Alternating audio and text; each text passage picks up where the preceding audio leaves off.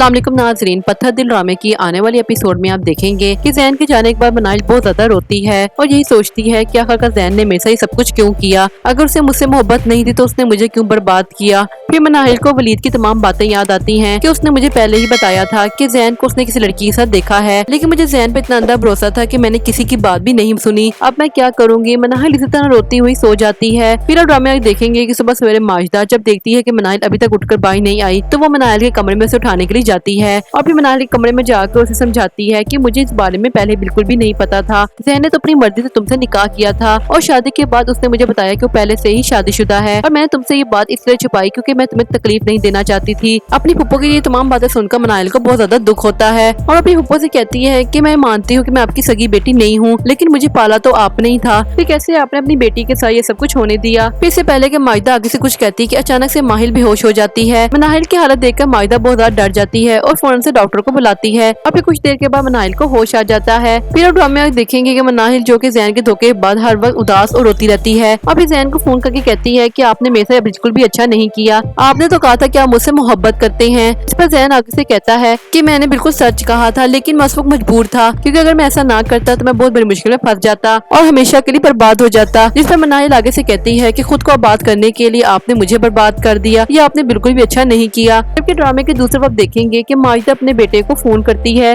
और उसे पूछती है कि वहाँ पर क्या हालात हैं। जिस पर ज़ैन बताता है कि वो बहुत ज्यादा इस वक्त नाराज है, लेकिन आप बिल्कुल फिक्र मत कर, मैं बहुत जल्द उसे मना लूंगा। इस पर माजिदा आगे से कहती है कि ठीक है, तुम बस उसे जल्द से जल्द मना लो वरना तुम्हारे लिए बहुत ज्यादा मुश्किल हो जाएगी। फिर आप ड्रामे में देखेंगे ज़ारा हनान से मिलने के लिए जाती है और उसे कहती है कि तुम बिल्कुल फिक्र मत करो, मैं अगर शादी करूंगी तो सिर्फ तुमसे ही करूंगी। वो तो भैया को अचानक से जरूरी काम आ गया जिसकी वजह से उन्हें जाना पड़ा। ज़ारा की बातें सुनकर हनान भी मुतमिन हो जाता है।